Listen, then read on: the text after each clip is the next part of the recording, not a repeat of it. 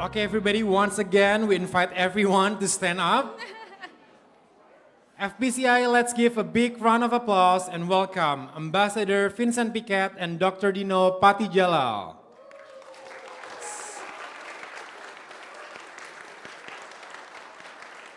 Second time's the charm.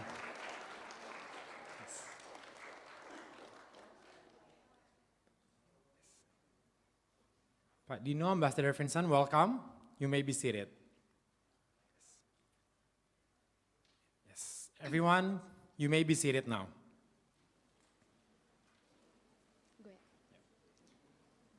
All right. Excellency, ladies and gentlemen, good afternoon and welcome to the EU Ambassador Lecture. My name is Ray. And my name is Afni, and we will be the Master of Ceremonies for today's event. We hope everyone is doing well and also excited because today is a very special day. It is a great honor for FPCI to be hosting the last EU Ambassador Lecture with Ambassador Vincent as he concludes his 4-year tenure in Indonesia. So let us take a moment to express our heartfelt gratitude to Ambassador Vincent for his tireless efforts in fostering a strong and also meaningful relationship between Indonesia and the European Union over the past 4 years. Everybody, please give a big round of applause.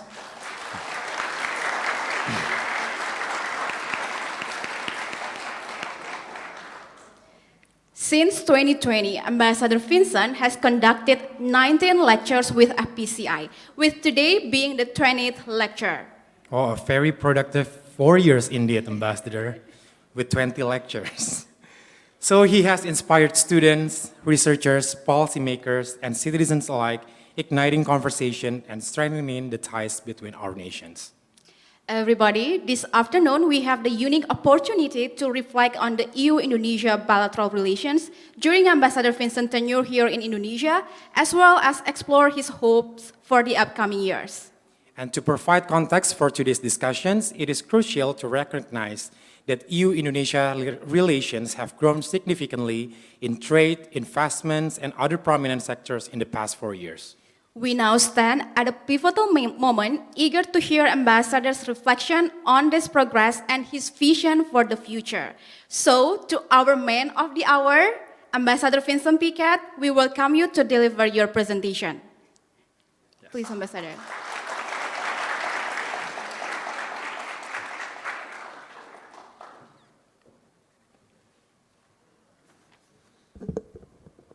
Good afternoon, Selamat Siang to everybody, and great to see you in such large numbers here in Menara Astra. Our office is a bit higher up, but we knew that we wouldn't have enough space in our office premises to accommodate all of you, and so it's a very, very good opportunity for us to be together for a little bit this afternoon. Greeting, of course, very particularly Dino Patijalal, great friend ever since I came here in Indonesia, September 2019, and have met many of your collaborators over the past 4 years, and 2 of them are sitting over there, Afni and Ray, fantastic people, and we've done a lot of good work together, I feel. I wasn't aware, honestly, that I had delivered 20 lectures in the FPCI framework over the past 4 years, and let's not forget, it was a little bit born out of necessity, of course, COVID, and we had to do something. We had to reach out to audience in Indonesia to find a target group. We as EU delegation, were looking for a partner to do just that. And FPCI has been very, very prominent in our work.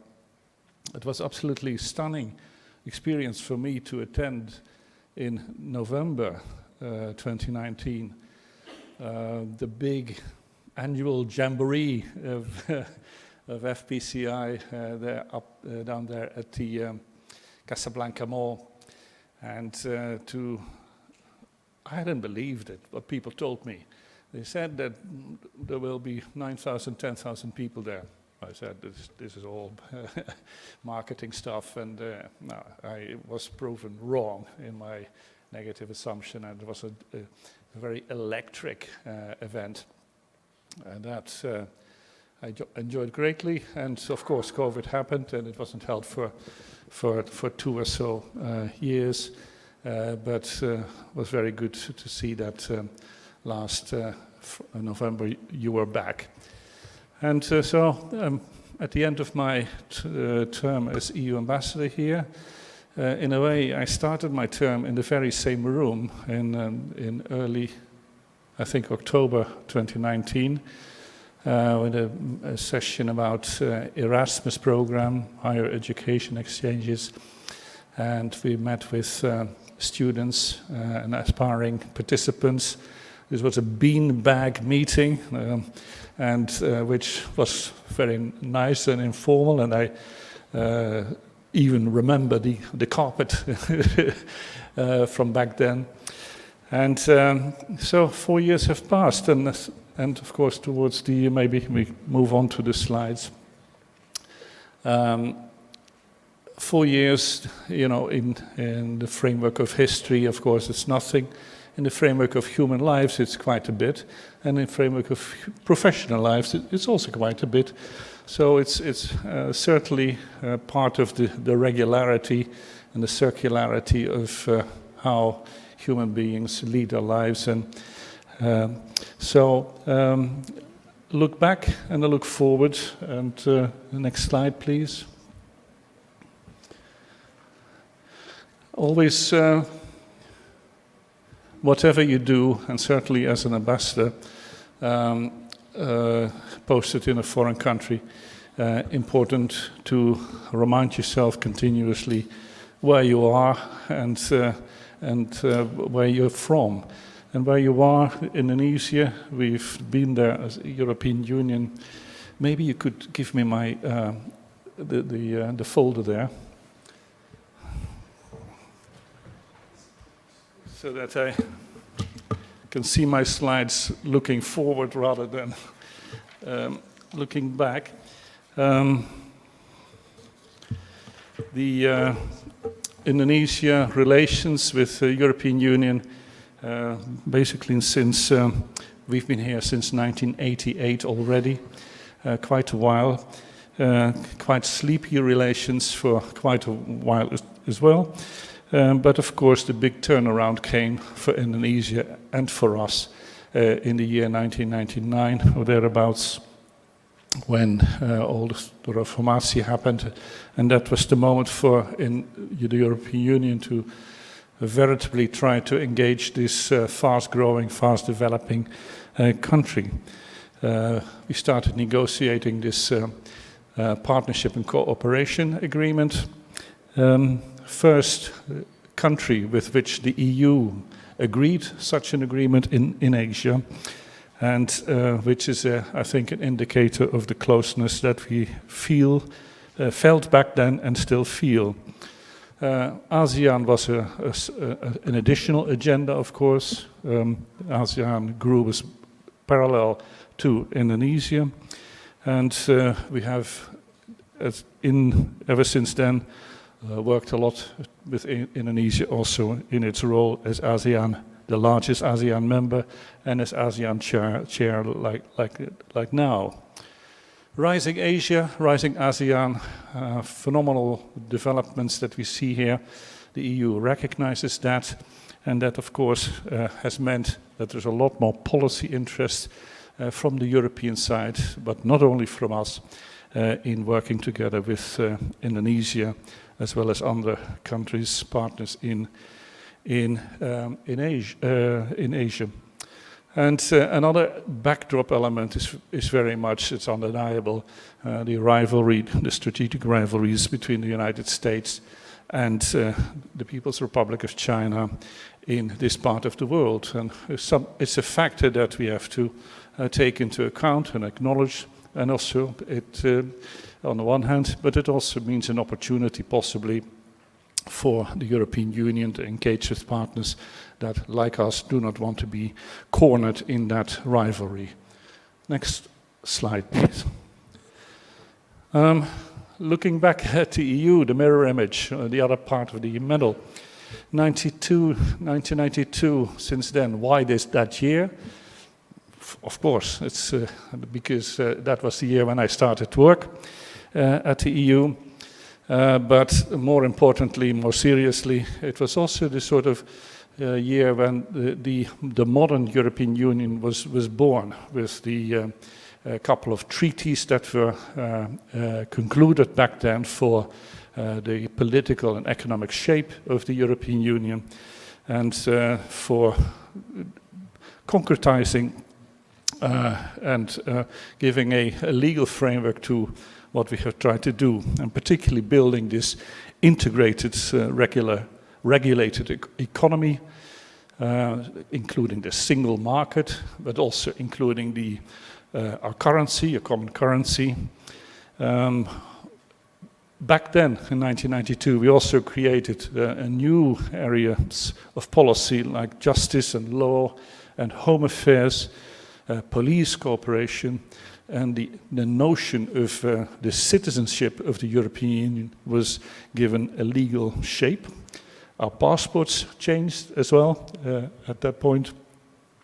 Foreign policy of the EU, security policy, defense was born. Very embryonic still, but it was there in 1992. And of course it also meant that the EU was gradually equipping itself for doing more and more, not only at home, but also abroad whenever problems occurred, and crises, pandemics, what have you.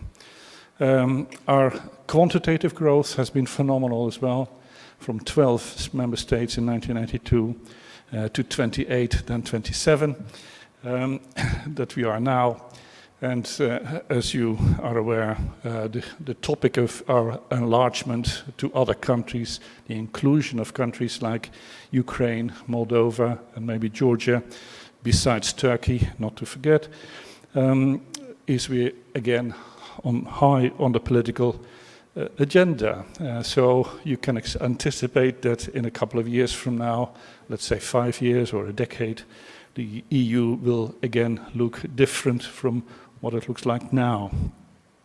And the other thing that I should add is that it's who we are is one thing, but what others want from us is a second thing, of course.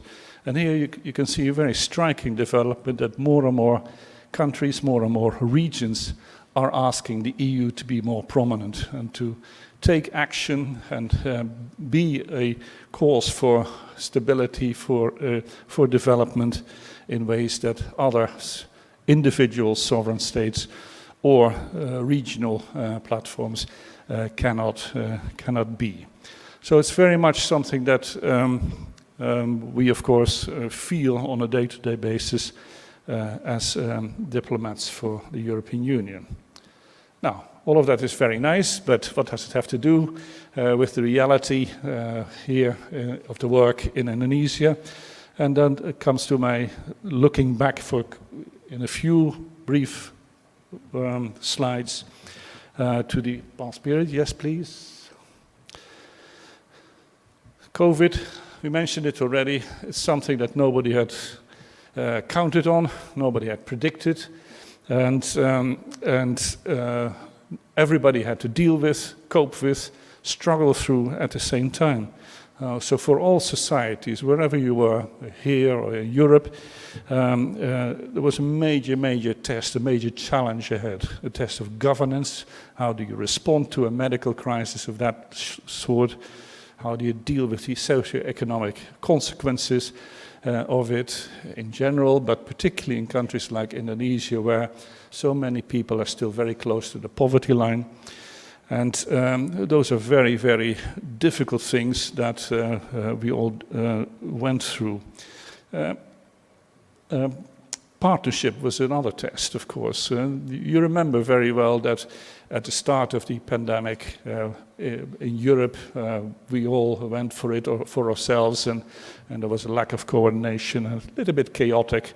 But at some point, I think thanks to the particularly the leadership role of the European Commission President von der Leyen, there was some structure and some momentum built into our response.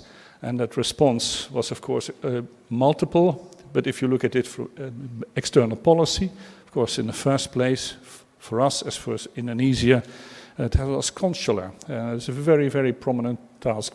We found out that there were about 22,000 EU citizens spending their holidays in Bali who had to be flown back somehow to Europe. I'm sure there were quite a few more tourists, the backpackers somewhere in the hills around Ubud, and we never found out about them, and probably they never were aware of the pandemic in the first place. But that was a major, major task, and from the Indonesian side it was the same. You're a seafaring nation, maybe not at the same level as the Philippines, but still many the Indonesian seafarers were stranded in ports where they had never wanted to stay, but they couldn't get away from because the transport lines were broken, and that was, of course, a major challenge for the consular groups that we have on the EU, but also for Indonesia. And we did it, as a matter of fact, reasonably well. Vaccines, you know, I know very well the criticism that Indonesia has had and the foreign minister has expressed about the vaccines provision or the lack of it from the European and other Western nations. And she had a point, of course, in a crisis like that. Countries look first at the need to make sure that you protect your own citizens, and the secondary response is external to others. But we did help Indonesia quite massively in the end with more than 100 million doses of vaccine, and on the one hand, and also with a good 200 million euros worth of projects of a socio-medical sort, both charitable and social safety net, but also support to the construction of hospitals, two hospitals. The other very good thing is, and all of us probably benefited from it ourselves in our travels, that Indonesia and the EU negotiated a link-up between your vaccine certificate and the EU's digital certificate. And it showed that we could iron out difficult things, technically and politically difficult things, in little time if we are under the pressure to deliver. And that is what we were. So, of course, COVID has, next slide please, has changed the way we live for good. It's undeniable. We have lost 2 years of our lives in some respects, and I still feel, I don't know what Pagdino thinks about it, that we're still not yet in diplomatic life and political life back where we were at the level where we were before COVID. Now, the other big thing, of course, that happened and that influenced everybody was the Russian invasion of Ukraine. And I say it affected everybody because no matter where you stand on this conflict, it is a simple fact that the breach of the international stability, of the international legal order by a superpower, a global superpower, affects us in our daily lives, not just politically, but in our daily lives, in our experience of security and stability in our societies. And that is, of course, very, very true of the European Union. We have 4 of our member states bordering on Ukraine. We have another 4 bordering on Russia. And of course, borders is not only the factor, we also border on Russia, connect with Russia through energy and through trade. Now that was totally disrupted. I won't elaborate, but it also goes to show that this is something that is very, very real for European citizens. But not only for us, also for Indonesia, for other partners in Asia, as well as Africa. You suffered from this war because of the higher energy prices.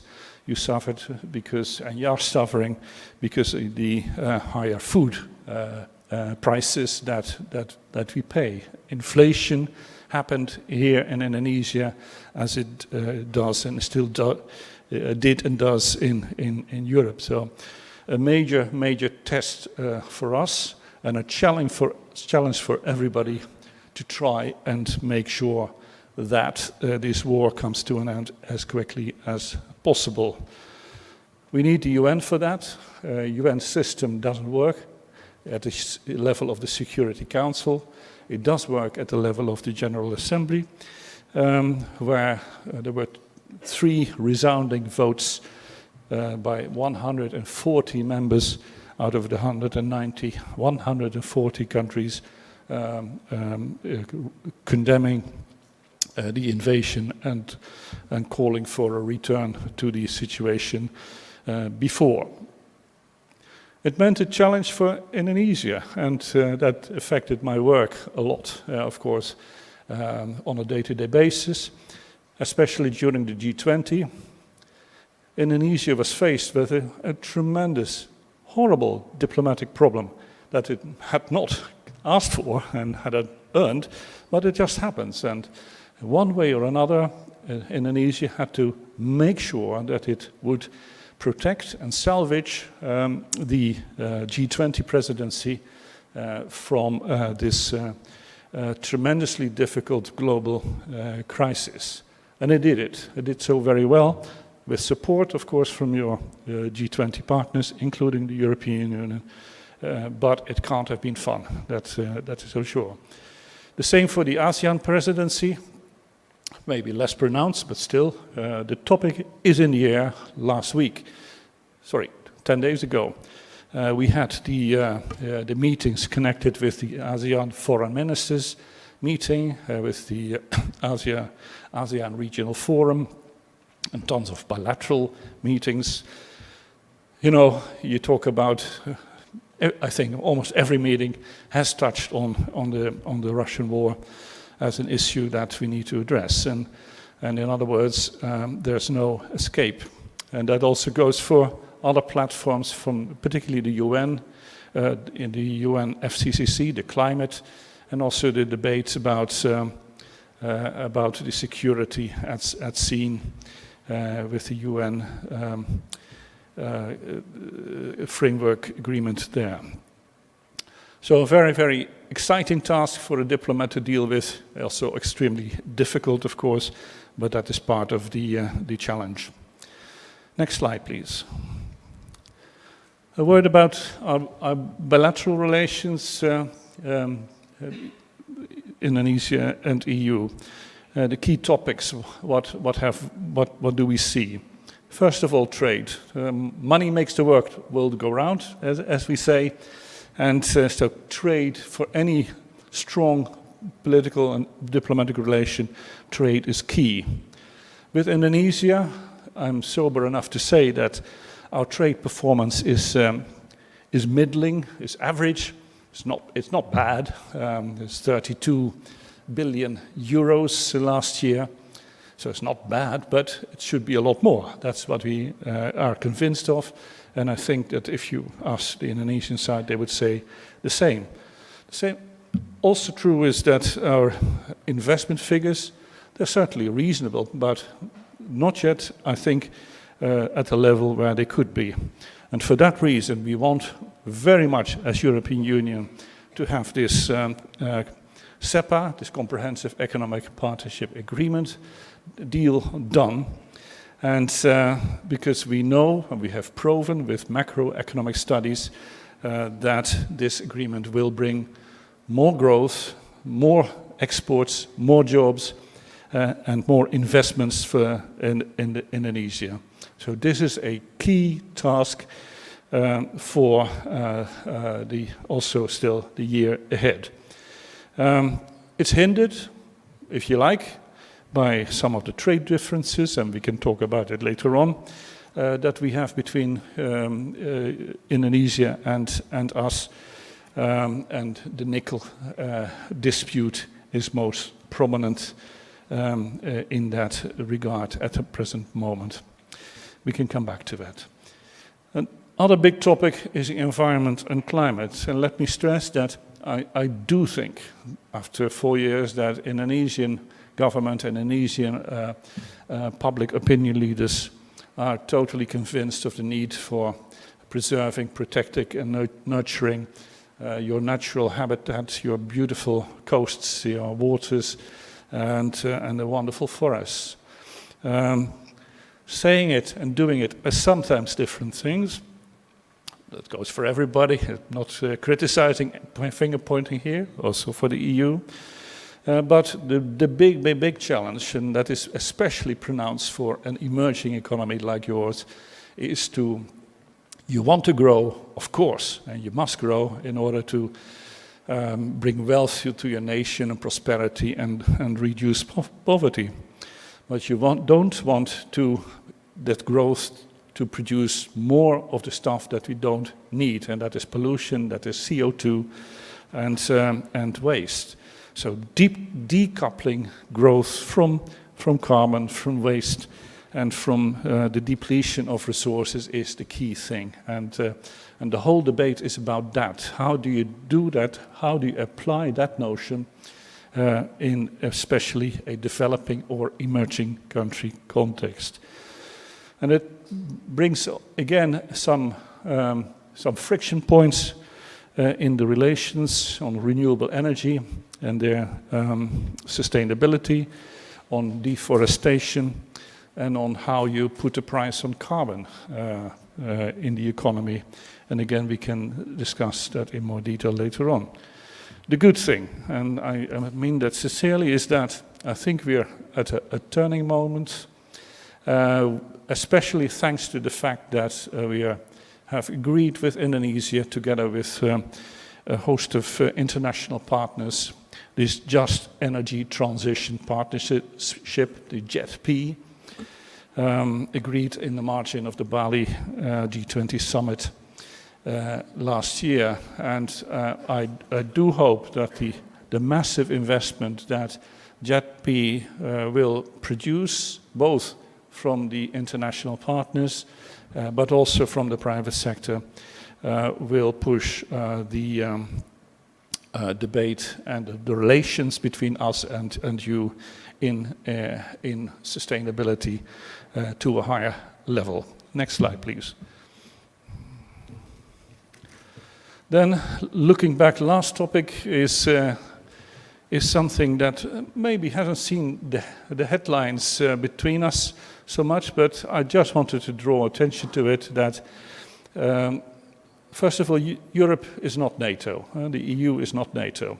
We have no armies, we have no capability, no assets, and so on. But we do have member states that have capability and that have assets, and at the EU level we bring that together. Internally in Europe, but also towards friendly countries around the globe.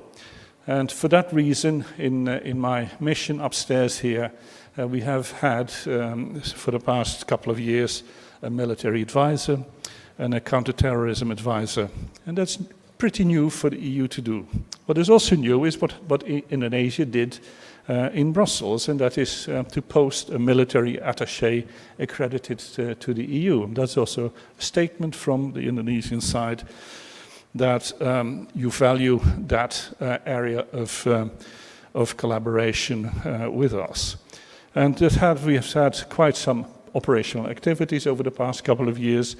At a small level, not the hard military, the military hardware, but the soft side of it, but all in all quite good, and I do think that this is something that is quite promising. Also, when you look ahead, and next slide please, and that's the forward-looking part of my talk, for which I have 35 seconds. But I'll manage that because it is also good for the discussion, possibly afterwards, is look ahead. Well, what are we now in for? What do we need to resolve together? And solving these technical issues between us is vital, because technical issues, as you know, can have major political reverberations and resonances, and the nickel dispute is one of them. The sustainability of renewable energy, read sustainability of biodiesel made of palm oil is vital. Deforestation and the carbon border adjustment mechanism. We've got to discuss that together in a very fact-based and frank and forward-looking manner. And secondly, the key task is, without a doubt, to conclude the free trade agreement, the CEPA. I'm 100% convinced that this will be a game changer for our trade, for our investment, in a win-win situation, win-win scenario, with massive benefits for Indonesia, for jobs, for trade, for investment, for technology, for value creation, and all that in a sustainable manner. And the green partnership is vital, top priority for us, and I think also increasingly for Indonesia. We need to continue with this security cooperation and on the boosting of the maritime security in the South China Sea, but in the Indian Ocean, and possibly elsewhere. Next slide, please. Then the last three things, looking ahead, what we need to do is very much keep up this exchange, these high-level exchanges between EU and Indonesia that have emerged over there, especially as a result of the G20. And there's no doubt about it that the G20 has put Indonesia in the limelight and in the front row of global politics, and people in Europe, the top political leaders, are recognizing that. Just yesterday there was the foreign minister of Portugal here, and a couple of weeks there was a couple of other ministers here. So we're on the right track there, and we need to keep this up also beyond the G20 and the ASEAN chairmanships of Indonesia.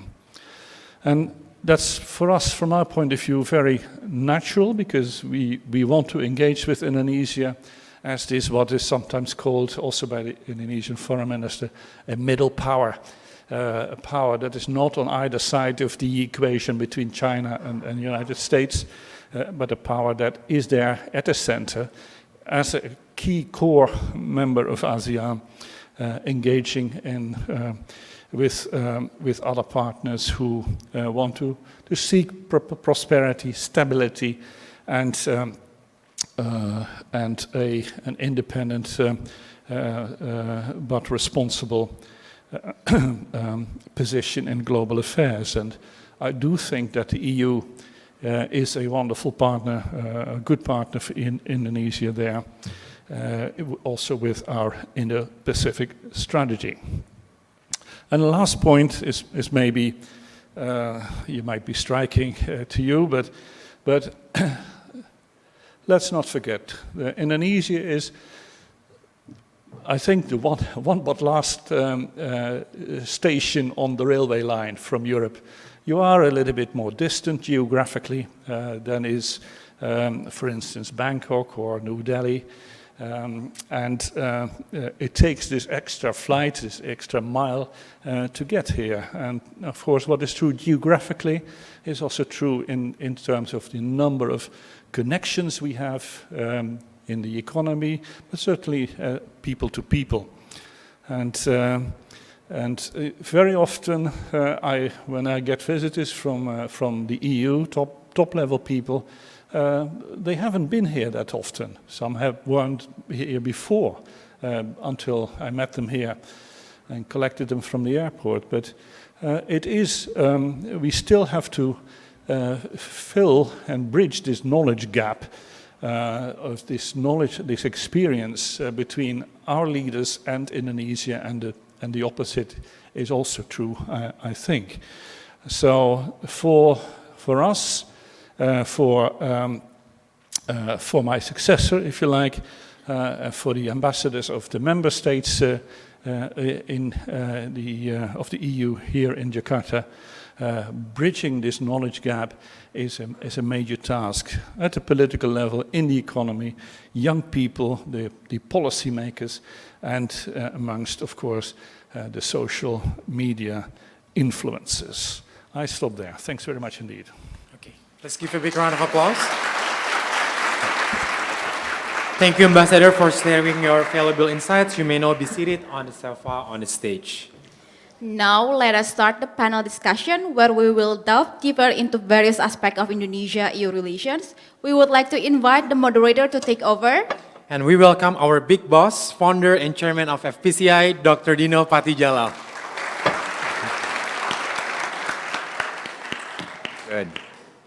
Selamat siang semuanya. Assalamualaikum warahmatullahi wabarakatuh. Oke, siapa yang pertama kali ada di gedung ini? Pertama kali? Everybody, right? Almost everybody. Okay, good. Well, Vincent, thank you very much for your very valuable presentation. I think what we'll do, we'll have a chat. And if anyone want to ask questions, please have your questions prepared, and you will come up to the microphone later, yeah?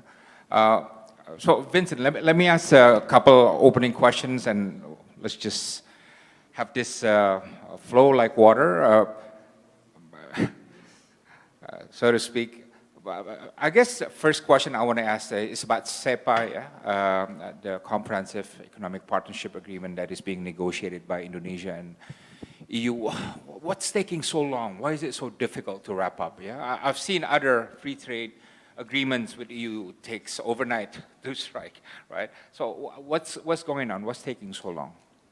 Well, I'm not sure how fast trade agreements, trade negotiations go in general. I think, if I'm not mistaken, the agreement of Indonesia with Korea also took a good 7 years to negotiate, and it's of course simpler to negotiate with an entity that represents only one country than compared to an entity that represents 27 countries, and so that's a big difference. Secondly, COVID happened, and it is a sheer fact that this has held things up. We couldn't negotiate in the same way as usually. People were sick, and couldn't travel. So that is a factor. Third, this is not just a free trade agreement negotiation, not just cutting tariffs and making sure that there's no other barriers for trade. No, this is what we call a comprehensive agreement, meaning that you negotiate over and above the tariffs and the duties. You also negotiate rules for how you want to shape your economic relationship in customs, in competition area field, in the areas of promoting sustainability, etc. So, and that takes a little bit of time. It's true. Am I sometimes impatient? Yes, I am. So that is absolutely true as well. On the nickel issue, I know it's a very difficult debate now. and now it's being processed in WTO, and for the government, it seems to be a very sensitive political issue, not just economic issue, right? But how do you think this will play out, and how will you manage it so that it doesn't become a confrontational issue in the end? Because the potential of it going that way and undermining the relations is quite high, right? I think the answer is dialogue. We had here a visit 10 days ago of the High Representative for Foreign Affairs of the EU, Mr. Borrell, who discussed it in general terms with the foreign minister. The foreign minister indicated very, very, very clearly that how important this matter is for your country. So that message was heard very well. Secondly, let me stress that the EU very much understands and supports Indonesia's drive towards development and towards downstreaming your industries and creating and adding value to your economy. You don't want to be a raw materials exporter all your life. You want to move on, and for that reason, we understand the motivation behind the nickel ban. The third thing is that, of course, we have nickel users in Europe, and particularly in the steel industry at the present moment, but later on also in the batteries and so on with lithium. And the steel industry in the world is a very tough business. It is with razor-thin margins for the producers, because there is an oversupply of steel in the world. And if the Indonesian nickel disappears from the global market, then it is felt everywhere. And it will harm us, it will harm our jobs, etc. So understand the other side of the coin as well. Now, what to do? What's the way forward? First of all, we believe that countries need to respect the WTO rules that they themselves signed up to. Secondly, it is possible, in our perception, to transform the nickel ban into something that is not a ban, but more a duty or something of the sort, that can be compatible with WTO rules. And so there is a way forward also for Indonesia. And that's the last thing, is of course that we talk with Indonesia about investment in your raw materials sector. Critical raw materials are vital for us, as they are for Indonesia. And we still, I must say, we still have got to start that debate with Indonesia, particularly about boosting investment. Okay. Well, a lot of the students learn that foreign policy involves values. Most foreign policies are values driven, right? And this is certainly true for the EU. I'm just wondering, in your practice in Indonesia, so how well have you promoted the EU values, and does that sometimes produce collisions with values that are, maybe somewhat different than the EU values? Yeah. So, let me first say that the days of preaching, the days of lecturing, those are over. From our point of view, that's no longer how. That's by the way, that's the highlight statement. I love that statement. Okay, good. Okay. We know how sensitive emerging countries, strong countries, large countries like Indonesia, but not only you, feel about this. And we have to recognize this as Europe and other developed countries too, that we cannot photocopy the ideas and values that we have one-on-one on other places. Secondly, what do you do then in concrete terms? I think most important is a dialogue based on respect. In the bilateral agreement between us and Indonesia, we have a human rights dialogue, and the challenge has been a little bit to transform that dialogue into something that is interactive and that is beneficial for both sides, and which is very, very possible if you define the topics right. Example, Europe is going to have the European elections next year. You will have your elections in February. We face in our elections, in our societies, the same threats, the same challenges to the electoral systems, especially because of the massive influence these days of the social media, the massive potential of influences, and a massive abuse by some, whether they are participants in the election or external, the abuse of the social media for disinformation purposes. Now that is very, very important for both of us, and I think an excellent topic for discussing how you promote the openness of the communication, of freedom of expression, while at the same time regulating the sector a little bit and making sure that you stop abuse. And so that is, I think, an example of an up-to-date, a modern partnership formula for doing this. Other values, of course, are very of a different sort, and often, of course, the example that is mentioned is the role of religion in society, and which is where I think, probably if you look at the reality, where the differences between Indonesia and most, if not all, European countries is most pronounced.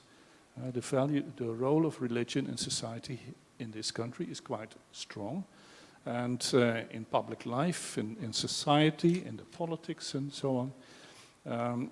And that is something where I think the debate has to go, and one of the initiatives I know FPCI has been doing, we support very much on the dialogue amongst the Abrahamic religions, and I think that certainly stresses the search for commonality, for things we have in common, as opposed to the things where we differ.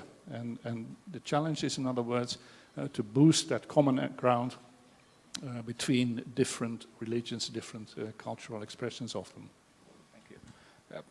And again, thank you for making that statement, because I remember when I joined the foreign ministry in the 80s, and I was a junior diplomat, and whenever we had a delegation for EU, we would cringe because the language was always, hey, you have to do this, you have to do that, right?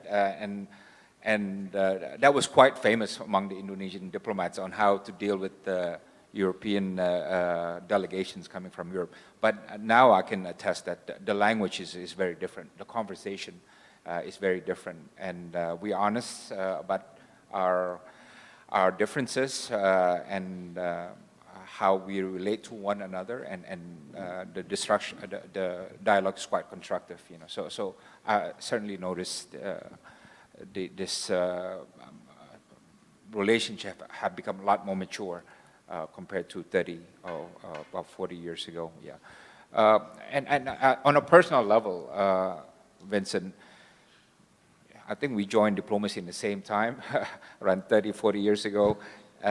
But how has diplomacy changed? You know, I mean, right now with social media, for example, definitely the practice has changed. There's a lot more attention on optics, for example, right? My criticism of my own foreign ministry is that now optics is more important than substance somehow, right? And maybe that's true in other places as well, right? But somewhat diplomacy has become more populous and so on and so on. But what is your personal experience of how diplomacy has changed after 20 or 30 years in the job? Oh, well, it's night and day almost, and there's some relics. I mean, on our business cards, there's still a fax number. Now, who of you has seen a fax machine? I don't think they know what it is. Oh, no. Well, do a Google and you'll find out, and you will. That is how it was done in the past. And there's been a tremendous change, and the media, the social media, but of course starting, I remember very well the introduction of email in our work. It was a revolution, and we had to get used to that, to the freedom, and also the need for a self-responsibility, self-discipline that this brought to our work. And that has, that was what, when was that? It was 1998 or thereabouts, and now of course it's totally different. And you do your work much on your handphone and following the Twitters and some others as much as you can. There's no way to keep up. It's a simple fact, and as a diplomat, insofar as you have the time to really focus on it, you have to pitch it extremely well. And I'm certainly not saying that I have found the magic bullet with this, but the key is for us, certainly for diplomats, is to work with multipliers in the country where you're based, and people whose job it is to reach out and to through social media platforms, and FPCI is one of them. Okay, good. I want to throw some questions out. Please line up to the front. Yes. Yeah, you can just slide up. Yes. Yeah. And only one question, please. Yes. One question per person. Okay. Hello, I am Rizky Ambia. I am from SMA Perguruan Cikini, and I would like to ask this question. Indonesia, as you mentioned, is a very important middle power between Europe and Asia, and of course we have Chinese too. Now, you know our history with Western people, especially our own colonizers. What are you going to do about Indonesians who are especially anti-Western? Thank you very much. Okay. The guy in blue. Okay, thank you. Good afternoon, Mr. Ambassador. My name is Farhan from FPCI UIN Jakarta. I have a question. Since people, EU citizen is already have a strong sense of belonging towards EU, and also have people-to-people diplomacy in European Union, and if we look back at the ASEAN, how to strengthen the sense of belonging and people-to-people diplomacy at the grassroots level towards regional cooperations such as ASEAN. Thank you. Okay, thank you so much for the opportunity. I'm Adventus Emmanuel from the prodigies of FPCI University of Indonesia. So I have so much interested in the international conflicts, so respond to the Russia war that happens nowadays. I really want to know not how the European Union respond to it, but how the European Union respond to the Indonesia citizen to be the victim of the war, and how the contribution of the EU can maybe contribute to the recovery and the other things that affect the Indonesian citizens nowadays. And also talking about... Sorry, just one okay, question, yeah? Thank you so much. By the way, when you said Indonesian victim of the war, what do you mean? Indonesian citizen in the Ukraine that be the victim of the Russia war. Indonesians? Indonesians, yeah. Okay. Have there been any Indonesian casualties in Ukraine? Yes, because from the Peace for Ukraine Forum, there's such as Mbak Vanda and also the others. Oh, so, okay, all right. Okay. We'll just take all the questions and then let Vincent answer them. Please. Okay, thank you very much. My name is Alfa Vaneska from Perguruan Cikini High School. Mr. Ambassador, Indonesia's commitment to reduce the effects of climate change has sparked, mainly due to the governmental actions to reduce the use of internal combustion engines and giving 7 million rupiah incentives for electric motorcycles, tax cuts for new cars. Especially considering Indonesia's economy, according to the trade minister, Indonesia's GDP will grow up to 55% superior to ASEAN's economy state. My question would be, how can the European Union help Indonesia to improve the state of the current environment, especially considering economic growth requires a lot of transport and they generate pollutions? Thank you very much. Okay, I'll stop there. I'll let Vincent answer the questions. Yeah, so just stay put there. Yeah, okay. You can stay put there. Stay put on the lineup. Yes. Yeah. First question about anti-Westernism.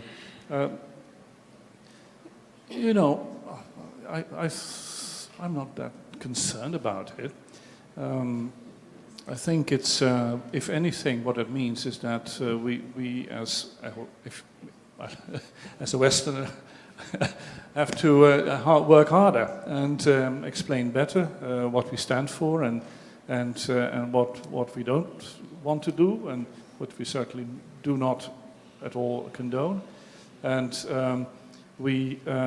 the anti-Western debate is partly, of course, originates in history. Partly it originates in current conflicts around the world where the West is perceived as taking a certain position which is different from others.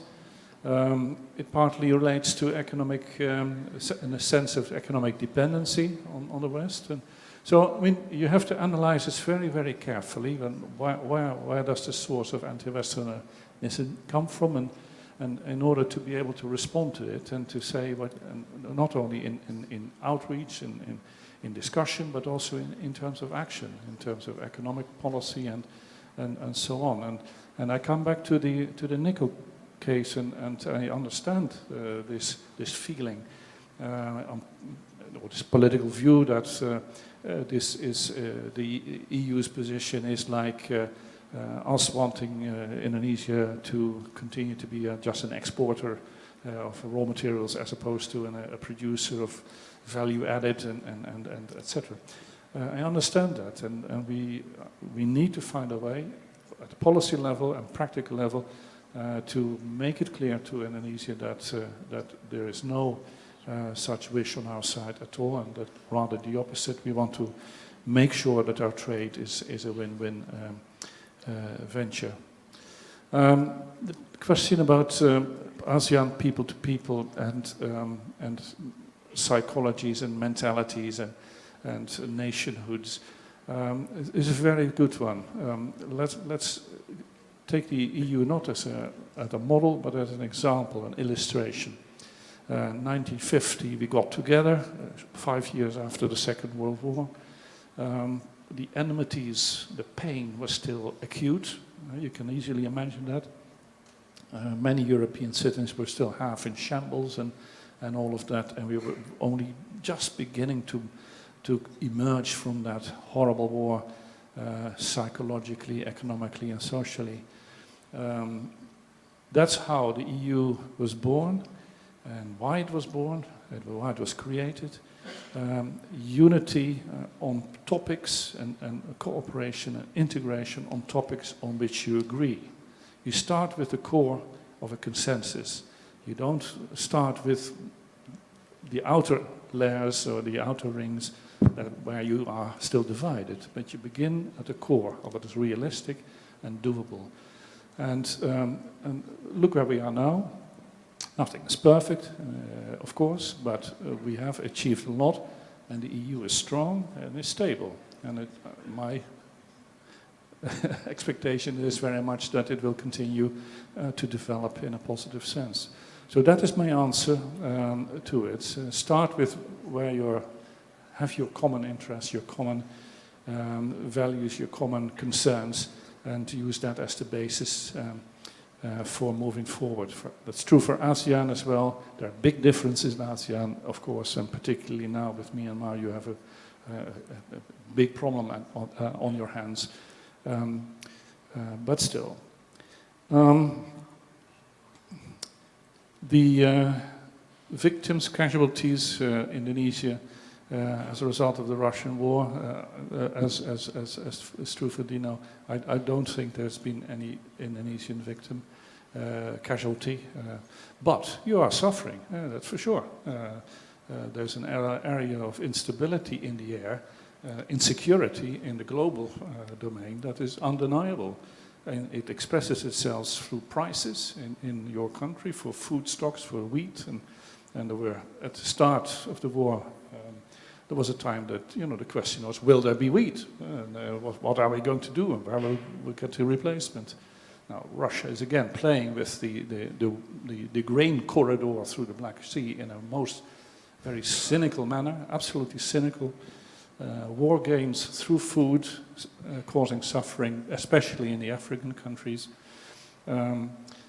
So this is something we need to, as global partners, Indonesia, the EU, others, we need to be concerted on this, and we need to make clear the BRICS as well, by the way. It's not just Asia and the West, so to say, but all the BRICS, except for Russia, need to make clear that this is just not on. This sort of profiteering over the backs of people in poor countries, especially.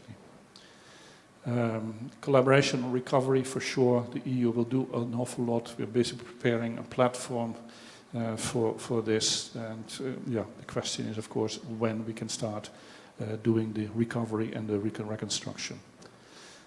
Climate, what can the EU do to promote and help Indonesia? A couple of things at the policy level. I think we have a lot of know-how, practical know-how on how to run, how to green your economy. Just today I read a comment by Minister Luhut about the carbon exchange, the emissions trading and so on. Now, we've done that in Europe for 40 years, successfully, ups and downs, but the system is strong. It has continued to grow, and it is one of the key sources for our industry to finance your decarbonization.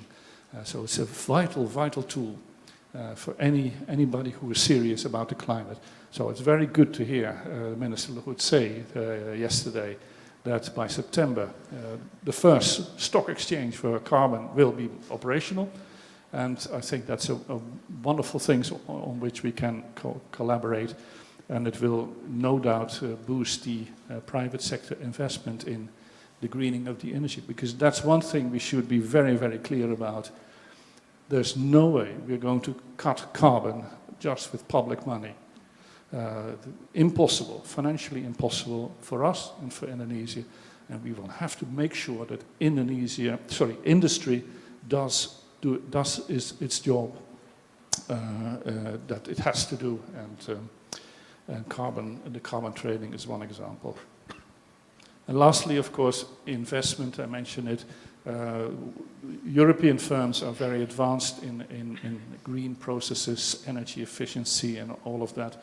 And I do hope that once we have the SEPA, many companies will be coming out here and bring the technology, the know-how from Europe to Indonesia, apply it here to the benefit of both.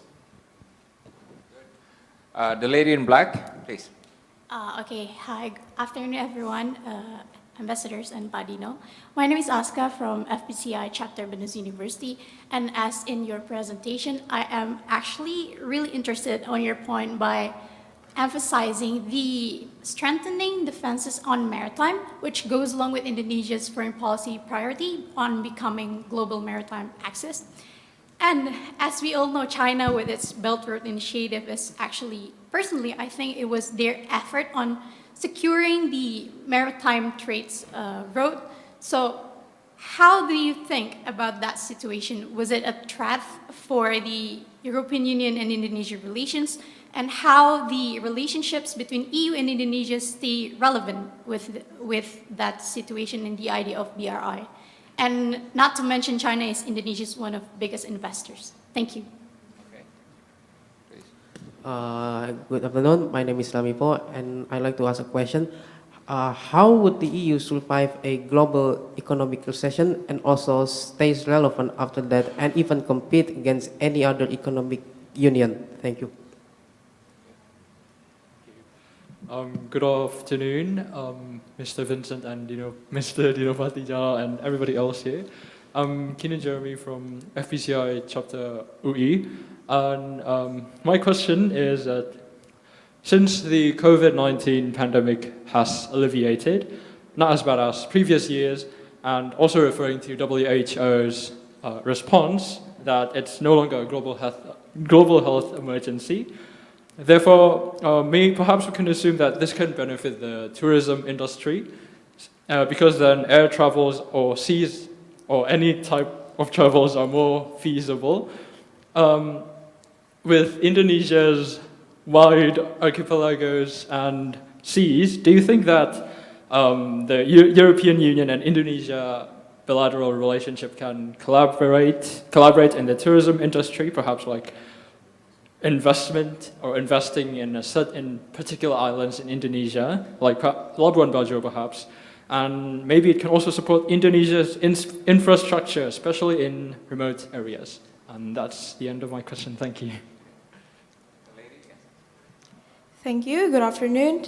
My question would be, so as previously in the past, EU has conducted like low emission development for their climate action on the agreements.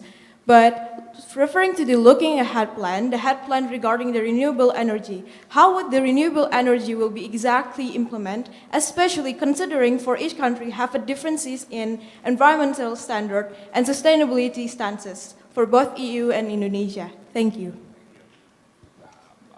I'll just finish the last three. Yeah, go ahead. Okay. Okay, thank you, Ambassador Pickett and Mr. Dino. My name is Nova from FCI Chapter University of Indonesia. My question is, since you are living in a free market-based economy where the private sector holds a significant part of the economy, my question is, how significant is the influence the private sector holds in Indonesia-EU economic relations, such as are there any significant lobbyists in the EU specifically that is influencing the EU foreign policy making? Thank you.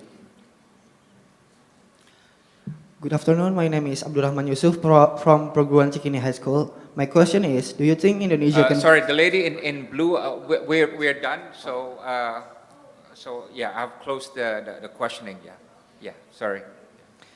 Akbar, tolong ya. Okay. Do you think Indonesia can follow Europe on their regulation of renewable energies, considering Indonesian government currently trying on that, like the tax assumption of electrical vehicle and etc. etc. Do you think can us make the regulation works as good as Europe? Thank you. Okay. Good afternoon, Your Excellency and Mr. Dinopati Jala. Thank you so much for the opportunity. As you know, in the beginning of July, Indonesia has recently been reclassified as an upper middle income country. I would like to ask the ambassador, how has this reclassification changed Indonesia? Does it make Indonesia weigh more in the regional calculus of the Asian countries for the EU or something? And since Indonesia has been committed to be a high-income country by 2045, could we expect the EU's help in this ambition, so to speak? I think that's my answer. By the way, the lady in blue that I told her last, you look like my daughter, so I'm going to give you, please. Come.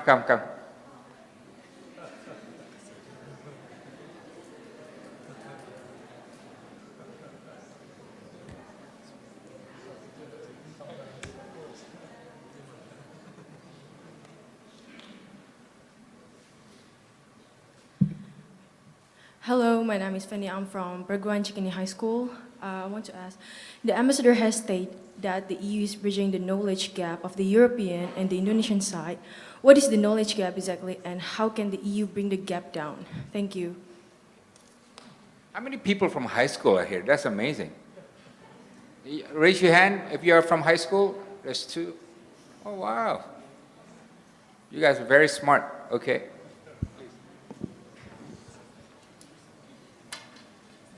All right. It's quite a series. Only 8.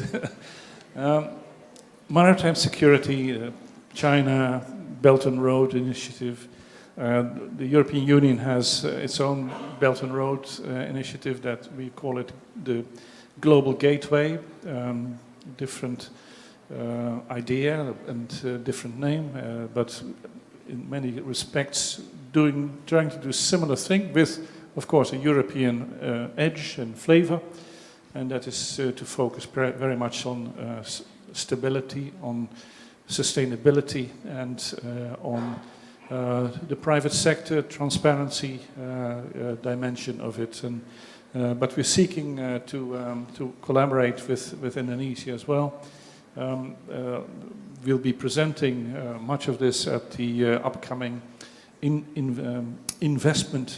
Infrastructure Investment Summit of ASEAN on 5th and 6th of September. It's a personal priority for the European Commission President, Ursula von der Leyen. And we don't compete so much, and I understand that there is always this perception that whatever we do must be against China or against somebody else. It's not like that. We collaborate in our, very important, our strategy for the Indo-Pacific. Precise title is Strategy for Cooperation in the Indo-Pacific. And with the Indo-Pacific, we want to emphasize that this is we want to emphasize the ownership of the countries here in the region. It is not a top-down model. We want to have a collaborative approach and work with whomever we can strike a common understanding on what we want to do. And that can even between quotation marks, involve the People's Republic of China. Do not forget that we work with China. Of course, we have a number of difficulties with China, but we also collaborate with China on very important topics, especially the global goods, especially the climate and sustainability, biodiversity, to name some. So it is not a black and white situation. I forget who the guy was. You believe it? Yeah. It's not a black and white pro and contra situation at all, but much more fluid and bendable. Secondly, will the EU survive the global economic recession? Yes, we survived many before, and my bet, I can't prove this scientifically, but I'm sure that somebody has calculated what would happen in the past, the financial crisis of 2008 or 2009, how the EU did during that crisis, and how it wouldn't have done, how it would have done if there hadn't been an EU. So, and I bet you this, that we resisted that crisis better together, as a bloc, as an entity that has some resilience and weight in the global economy, as opposed to when you're individual countries. It was calculated. We built up a little bit of history. We built up our single market amongst all the EU member states. Free movement of people, of goods, of capital, and of services. Borderless, and it was calculated. Why did we do that? For economic reasons, and the economists had calculated that doing so would earn the EU internally about 3% GDP per year extra. So, I'm quite optimistic. Is it always easy? No, of course not. There are differences. In ASEAN there are differences, so are in the EU. Some countries are very rich, others are less rich. And so we have to always strike that balance, but I bet you this, we have been doing that work for quite a while, and with 27 countries, we've got pretty good at it, at making these compromises where we need it. And also in the global economic recession, if it were to come, I'm not sure of that, but if it were to come, we will deal with that. The euro, everybody said in the 2008-2009, bye-bye euro. What has the euro instead been doing ever since? It's very strong. And it is gaining ground as a reserve currency in Asia, in Latin America, especially international trade as well. So I continue to put my money in my pension fund of the European Union, also for the decade to come. Next, post-COVID tourism boost, yes. You know, I visited Bali a number of times in COVID, and it wasn't a desperate place. It was horrible to see that all the shutters and the hotels empty and so on. So we've got to do something to get Indonesia, but especially, of course, Bali back, your biggest tourism revenue earner, fully. It's been not too bad, but I don't know what you do know, but whenever I'm in a hotel, I ask the hotel manager, how is it doing? How is the occupancy? And better and better. So that's good, but they always, up to now, have been telling me the prices aren't what they used to be before COVID. So the income is still not yet back. And so that is a job to do. And the other job is to continue to invest in quality and of tourism. And here, you know, it's Europe is the biggest tourist destination in the world. I forget now the number, it's about 70 million tourists, and not travelers, but tourists per year on average. That is very, very big. So it does mean that we have got something that we can share in terms of know-how with your country, and in fact it is happening. The number of Europeans who are general managers of hotels, 5 stars, 4 stars, 3-star hotels in Indonesia is quite important in Jakarta, but also in Bali. And sustainability is a key thing, and of course, a key thing to watch.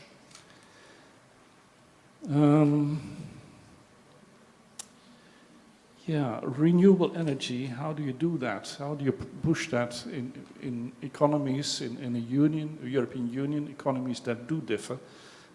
It's very obvious. There are some countries up in the north, close to the Arctic, and others are in southern Europe, where it is often nice and warm. Now it's too warm, as you have read. There are different ways of things you have to do, but the thing is that at the end of the day, we have a union, but at the same time, it is very flexible in how countries or member states roll out their renewable energy plans and investments. It's very, very decentralized. There is no Brussels bureaucracy running economic policy inside the member states. That's just not true. It is run in the capitals and in the provinces of the member states, and which means necessarily that you adapt yourself to the local circumstances, to the climatic, industrial, which industries do you have and how much of it, is it services or is it not, what's the housing situation, so on. How can you best protect a house against energy loss in Denmark as compared to Spain? You know, obvious things that you have to do differently. And subsidization, I think we still do that, particularly at the end, at the company level maybe for certain projects, but of households. I'm not sure if we subsidize electric vehicles any longer. I think that has taken off sufficiently that in most cases it's no longer needed to subsidize. But here, Indonesia may be in a different situation. There may be a rationale and a use in doing it, so I'm certainly not saying that what we do prescribes what you should be doing too. Then the question, interesting question from the, I forget who it is, about is there any lobby, industry lobby in economic policy in the EU or in the CHEPA negotiation? I didn't understand what was exactly meant, but first question, yes, there is a lot of lobbying in Europe, in Brussels. Brussels is a capital of the world in 2 respects. 1, diplomats the largest number of diplomats in the world. It's not New York or Washington, no. It's Brussels with, of course, the EU, with NATO, with Belgium. And secondly, it's the capital in the world with the highest number of lobbyists. And not just European lobbyists, but also lobbyists from elsewhere, because you name it, the Googles or the international airlines, they know that what Brussels decides is in all likelihood going to have an implication or impact on what others will be deciding. And there's a very simple reason for that. Logically, if you put 27 countries together and you ask them to iron out a policy for 27 countries from different corners of Europe, different economic makeups, etc., then the likelihood that is that if you add a 28th, the 28th country will be able to find itself in that package that the 27 did, so etc. So it is what Brussels does in energy or in health or in industrial standards will often ripple on to other parts. So there is a lot of lobbying going on, and which is sometimes tricky because lobbyists, of course, there is a fine line between what is trying to convince, and I tell Dino that the European Union is the best political union in the world. Good. But there is, of course, a line that you shouldn't cross as a lobbyist, and of course that the recipient of your message shouldn't cross either. And that is something that we need to watch, and there are some issues there. Now, have I been lobbied by European companies for this chapter? I haven't, and I'm sorry. I should have. And, very probably, and I know that very certainly, in Brussels, in our trade department, there has been, of course, representations, I would call it that, not lobbying, but a representation by people who say, well, if you negotiate with Indonesia, this is something you really need to look at. And this would really help us as a company if you manage to obtain that from the Indonesian negotiator. So, but I have no detail on that. I think I've answered the question about renewable energy and subsidies that came as number 6 here. Then the question of Indonesia upper middle income country now and high income 2045. Fantastic goal, 100-year-old and high income. This is something that would be momentous for a country of, by then, 300 million. Your weight in the world would be different than it is now. Already now you are weighty, but of course you rise on the economic ladder. We sometimes say that Indonesia can still rise further on the political ladder, on the global diplomacy and so on, be more pronounced in certain topics. That is certainly a possibility. It's not a must, but there is potential there. What can the EU do to help? I come back to the SEPA. This is your high income generator tool for Indonesia, also for us. I'm not saying it's only for Indonesia, but this is your SEPA is your economic growth generator, the biggest contribution we can make. And for the rest, as I said, companies, when they come here and invest, they will bring their technologies and know-how. They won't be scared in Indonesia of requirements like you see in China, for instance, of companies having to open up their intellectual property to the Chinese authorities and so on. That is something we totally reject.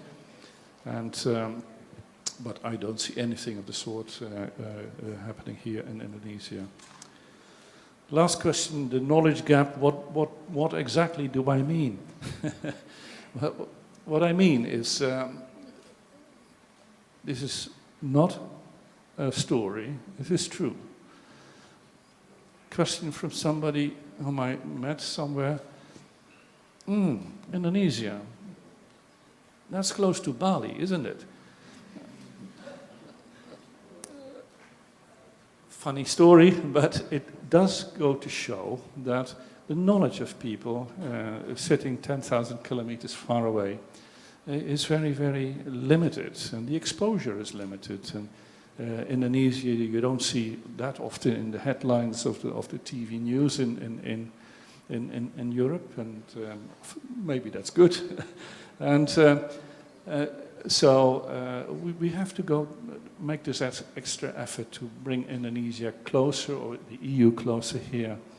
And of course, you know, what we're doing here this afternoon is one way, outreach to universities and students and young people, to the media and so on. And secondly, of course, opening up your economy is another way, and making sure that companies come here and that because they know it's easy to invest and not difficult as sometimes investors experience doing business here. And lastly, political. I mean, at the end of the day, politicians, diplomats, they can make a contribution. And the G20 has definitely been a platform, a very, very good platform for raising Indonesia's visibility. And I do think that I feel a lot more interest and drive in the EU upper levels to come out here and visit your country and develop the link and discover a little bit more over and above the Jakarta area and really get to grips with this great nation that you have.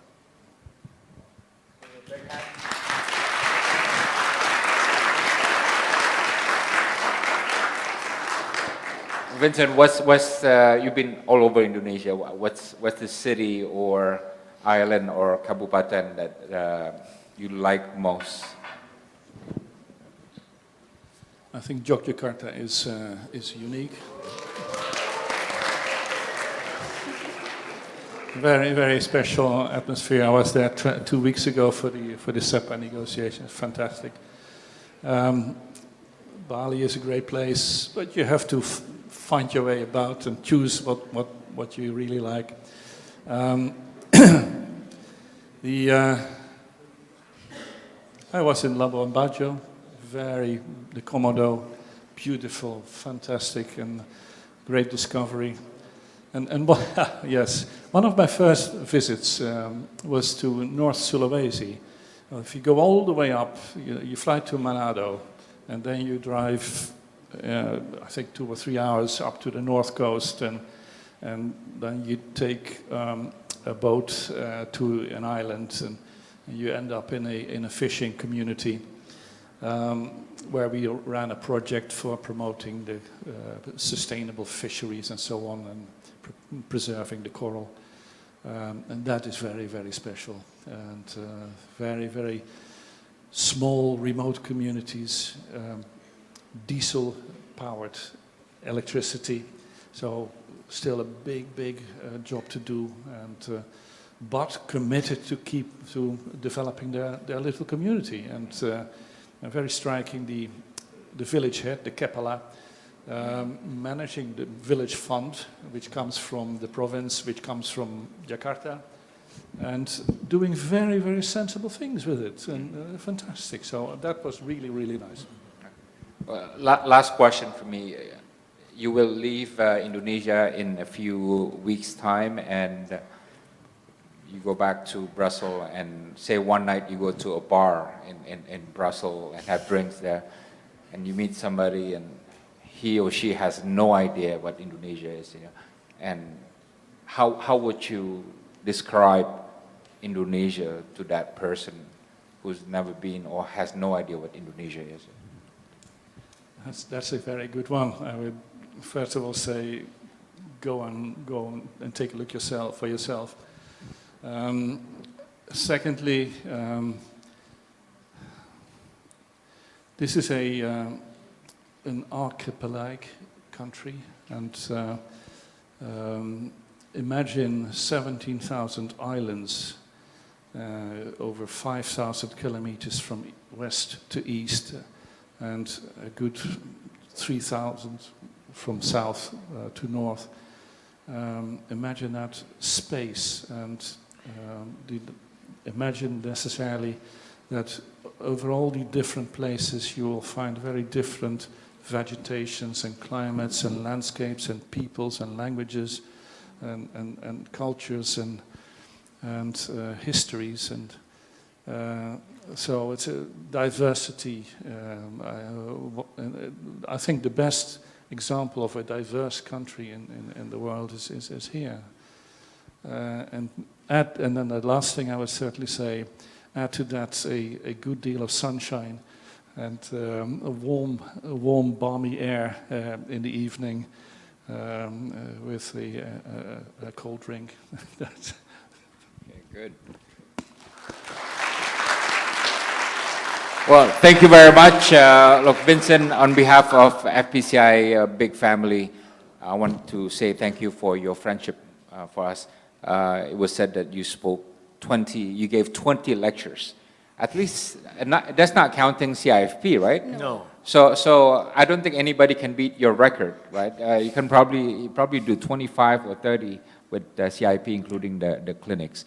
And, I have to tell you this, FPCI, all of us here, we started 2015, right? And Vincent came when we were 4 years old.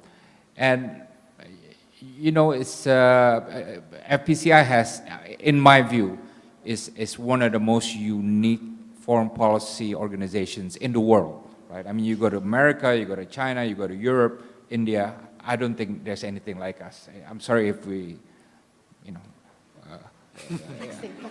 yeah, so I think Vincent agrees, but the point I'm trying to make is that we're like this because we believe in what we do. We are very passionate about foreign policy.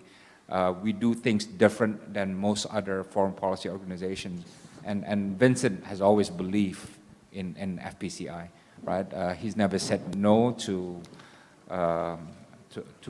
our invitations, right? And we have many cooperation projects with the EU. So it's really been, for me, having Vincent go, it's not like having an ambassador leave Indonesia.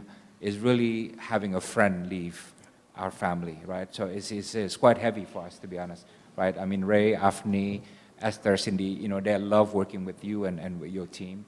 And it's when you're a diplomat, Vincent, you know this. Our job is to touch the minds and hearts of people, right?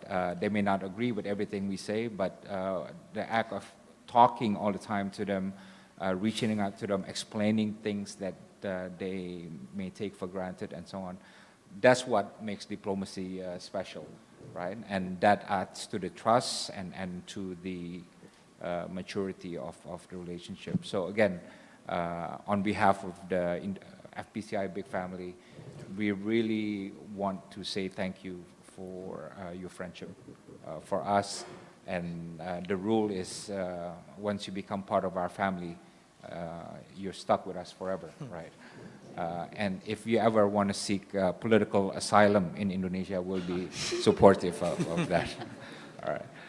Because we always want to keep you. Thank you very much. Yeah.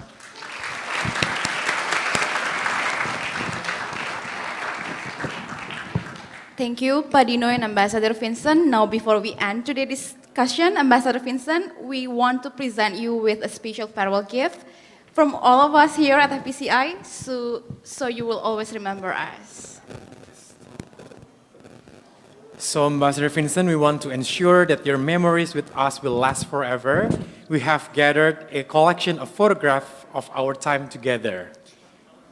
Each picture represents a moment that we share, whether it was celebrating milestones or working together towards our shared goal. We made it into a college with your initials, VV.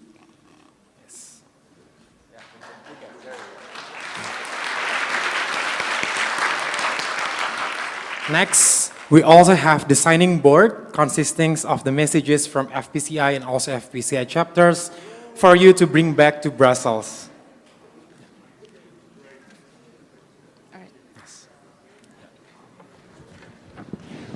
That's really, really great. Thanks very much indeed. And I'm really grateful, Dino, for these wonderful words and for the time that I was able to spend with you and FPCI colleagues up there in the building on the 20th floor. I forget now where the name of the building. But I'm really also grateful for the chance, the opportunity of outreach to universities across Indonesia, and with all the chapters that you have there. And I think what you say is very, very true, that there is no FPCI but your FPCI, and an entity like this just doesn't exist in Europe. And when I tell high-level speakers, you must do this, you must accept this speaking role in the global town hall. This is a network that brings together up to 100,000 people from around Indonesia. Then they just don't believe me. And I have to really do a conviction job to make it clear that this is real and it is true. And I would wish you and everybody from FPCR, particularly, of course, the people with whom we've worked a lot, my team sitting over there, and myself, Ray and Afni, of course, but also Cindy standing there, and Vayu, Esther, Jenny, and Aldrich for the wonderful projects that we have done together. I can't reciprocate in the same way as what you have given, but in this box is something very, very, very rare and special. And it is there.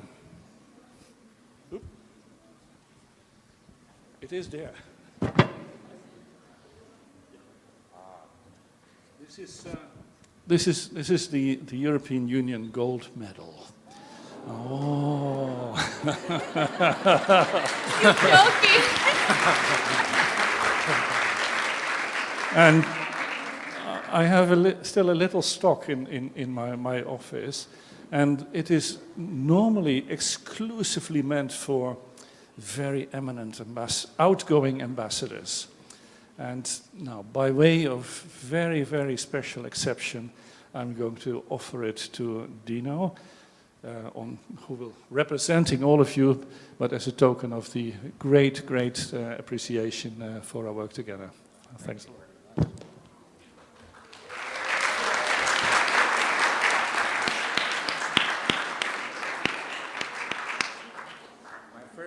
Gold medal.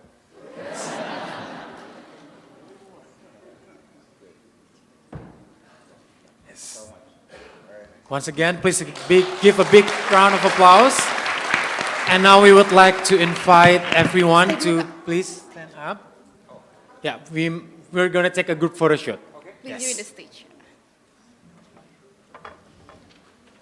So everyone here, you may stand up so that you will be on the frame later on, as we will take a group photo shoot together. Yeah, I think we can go like this.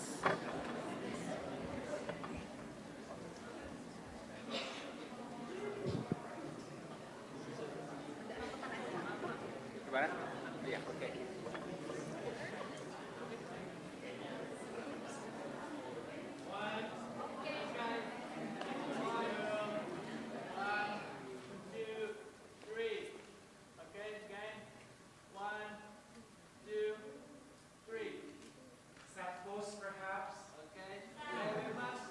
You know what? Let's invent something for me. Go like this. That's the. But I get intellectual property. Yeah. Okay, everybody, look at the camera. 1, 2, 3.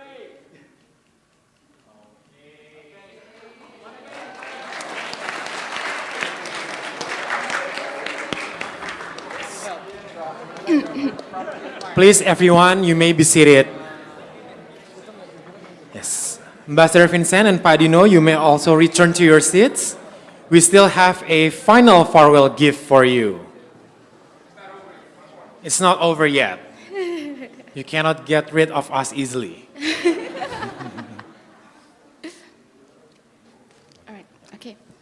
Ambassador Vincent, as FPCI final surprise of the day, we hope you like our valuable video from FPCI with love.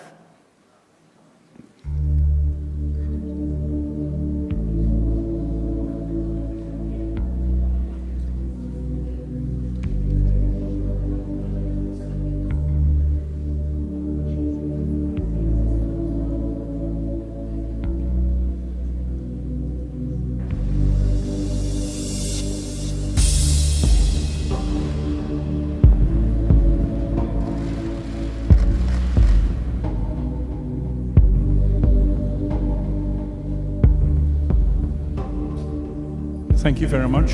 Absolute pleasure to be here with you this morning. I haven't seen a conference like this anywhere in the world. It's absolutely great, and congratulations to FPCI.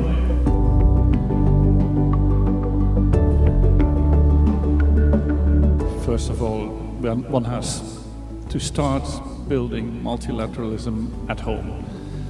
At home, you make the policies for the citizens, and at home you pass the messages, the political messages that you wish for your country. You educate your young people in the schools, outside the schools, and thereby create a society. And the key thing, leadership matters. Let's put it like that. It matters whether your leadership, government, the president, the king, passes a message of peace, stability, of engagement, of friendly relations, of good neighborliness, of cooperation, versus everything that is the opposite of that. Secondly, exchange and across borders. If anything, what Europe has learned is that we need to bring young people together across the borders.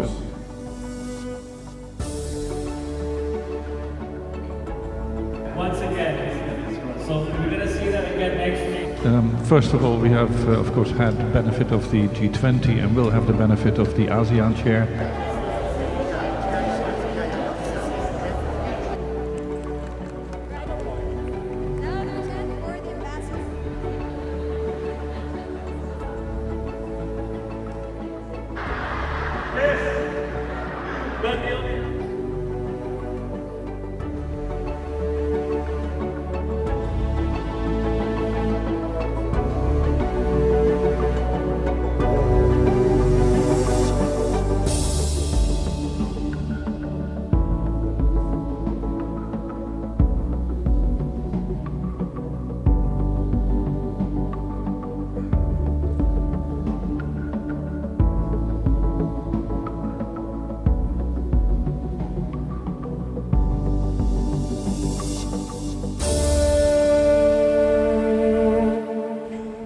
Vincent, thank you so much for your friendship and cooperation for me personally and also for foreign policy community of Indonesia.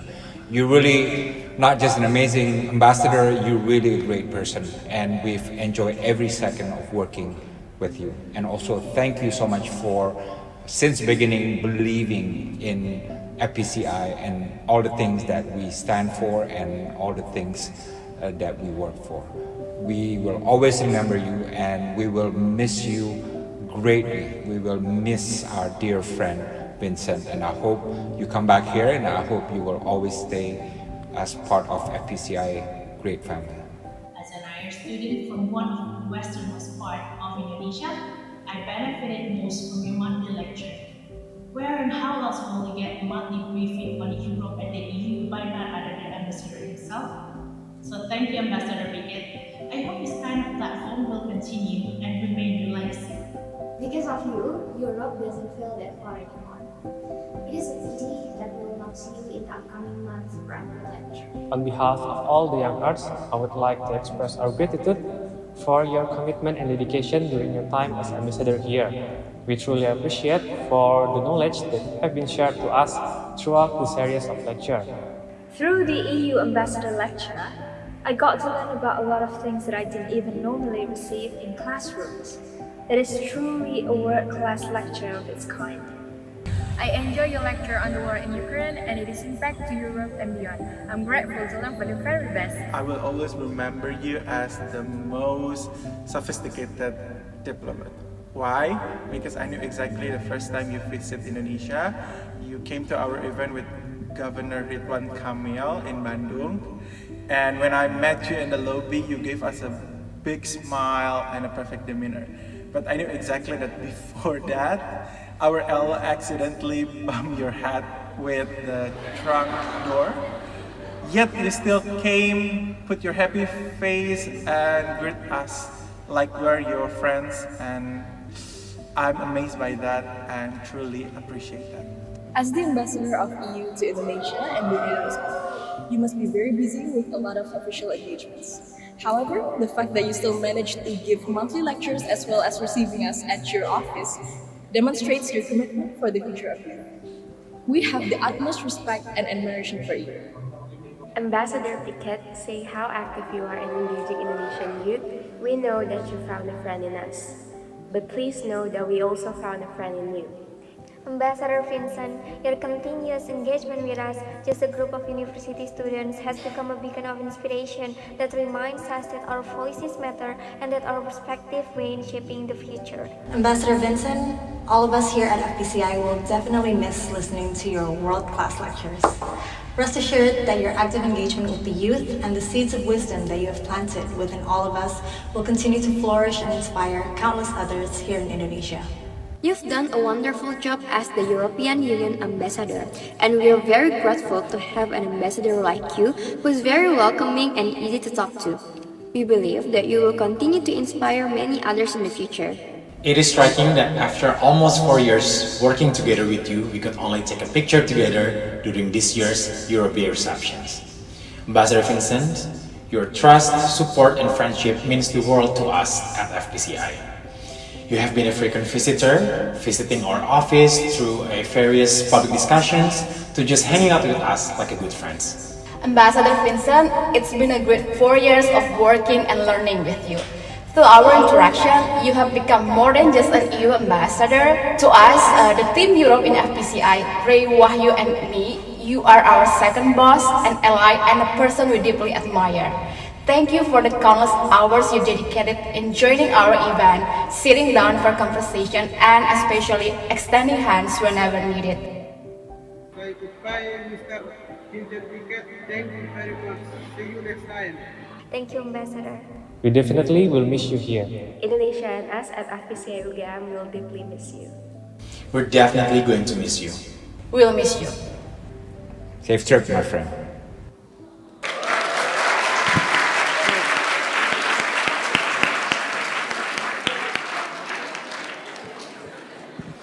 Yeah, we were not prepared for that.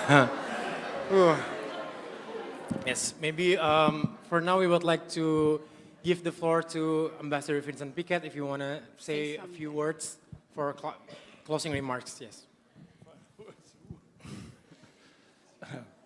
Final words now, but this was really great, absolutely fantastic, and it is so nice to see so many enthusiastic young people in this video that I've met one way or another, digitally or in the various places where I've been.